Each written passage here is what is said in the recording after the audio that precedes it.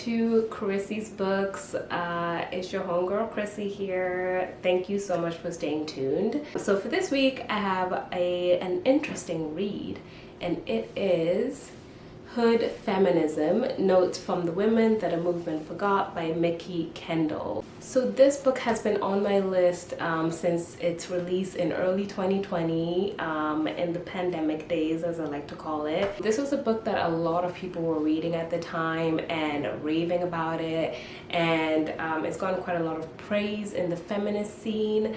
And it has a really curious title that I really like, and it makes me want to read and learn about what Hood Feminism is. So yeah, I listened to the audiobook, which was narrated by the author herself. So let's get on with this book review. In Hood Feminism, Mikki Kendall questions today's feminist movement and its blind spots. Mainstream feminists rarely talk about meeting basic needs as a feminist issue, argues Mikki Kendall, but food insecurity, access to quality education, safe neighborhoods, a living wage, and medical care are all feminist issues. Kendall highlights that feminism is indeed privileged and does not focus on basic survival. She argues that feminists refuse to prioritize these issues, and she looks into how prominent white feminists tend to overlook issues such as race, class, sexual orientation, and much more. Kendall asks, how can we stand in solidarity as a movement, and also asks, when is there the distinct likelihood that some women are oppressing others? So that is what Hood Feminism is all about. Stay tuned. When I come back, I'm going to give you guys my review, my rating, and my song pick for Hood Feminism.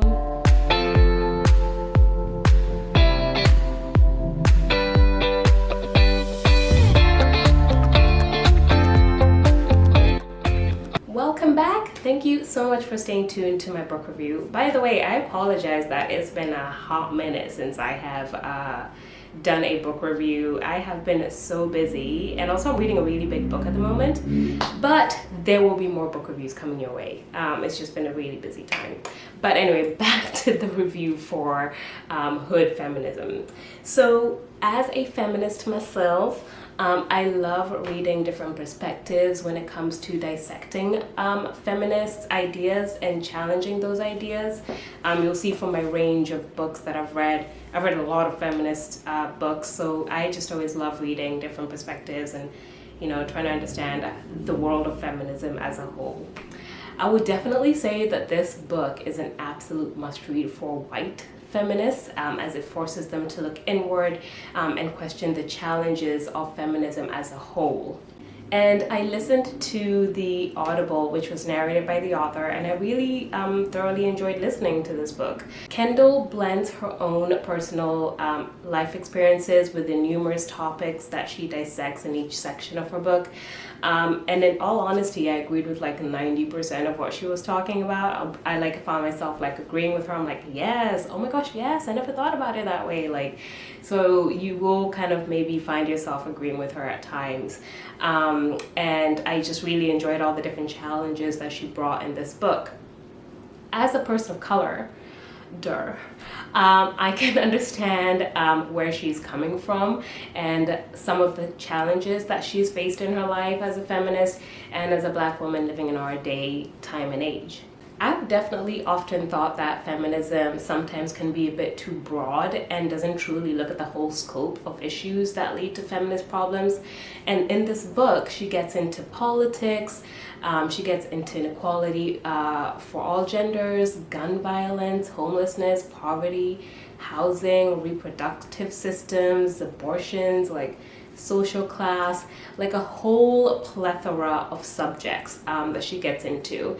And I found myself thinking like, oh wow, I've never like really thought of these issues as feminist issues before. So she's definitely been the first to kind of like bring that to my attention. And I liked how she sort of challenged these ideas that she has. Some of my favorite topics that she discusses in this book were, for example, challenges with oppression within gender and feminism. So for example, something that's going on right now, quite a lot of, is white women oppressing black women or cis women, or oppressing trans women especially. I feel like these issues are true and they're very current as well to our climate. And I've always felt like if you're a feminist, like you should just be a feminist for everybody. Like, why are you only being feminist for like this type of group or whatever? I kind of feel like feminists should all stand together. So I really did like those chapters of this book. And also quite like the chapters where she delves into like black girl stereotype, and she delves into like icons like Beyonce and Serena Williams and the general stereotypes that are placed on them. So I quite liked those chapters as well.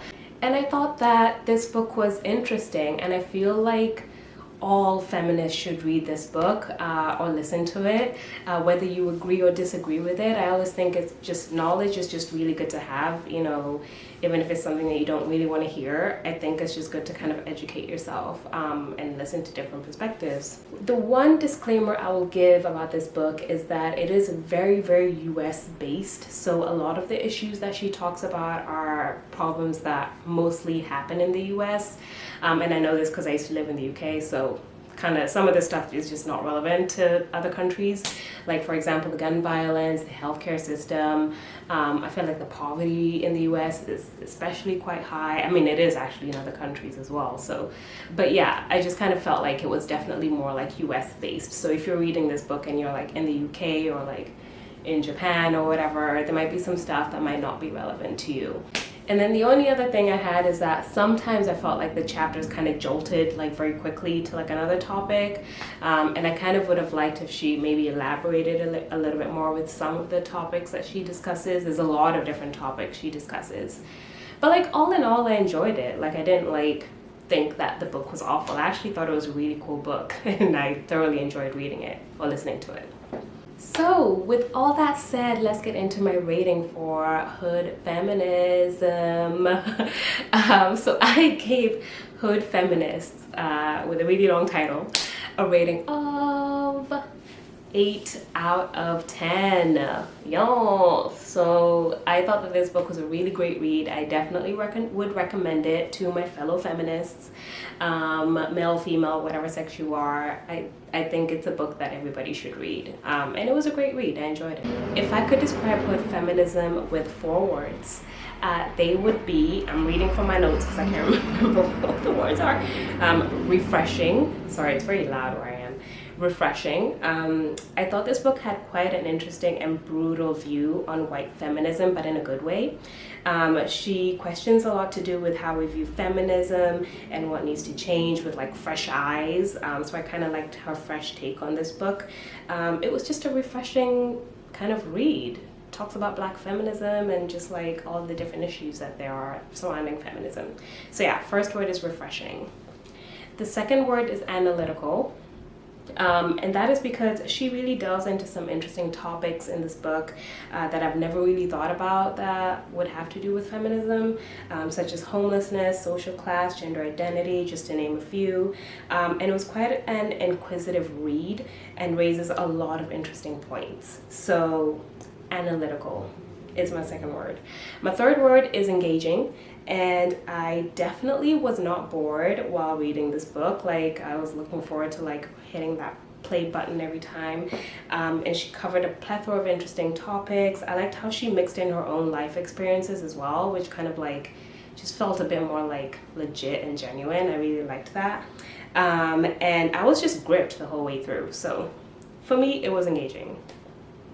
And the fourth word, last but not least, is urgent. I think that this book is an absolute must-read for all feminists to read.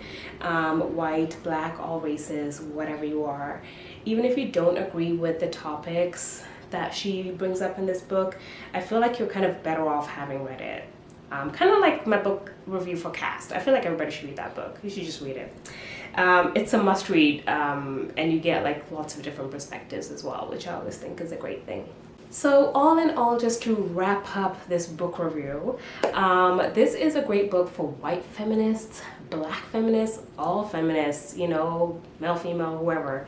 It deals with a lot of interesting topics that I've mentioned in the past, such as reproductive rights, social class, poverty, gender identity, healthcare discrimination, and so much more.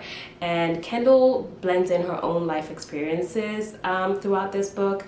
I would definitely recommend this book to students, maybe that are studying feminism and like Black feminism, anything like that.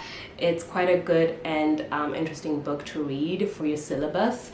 And anyone who wants to know anything about being a feminist from a Black girl perspective, I think it's really cool. And also love that she's a Chicago Shaw City gal. Hey. So yeah, that is kind of like a wrap up there. Right, so let's get into my song pick for Hood Feminism.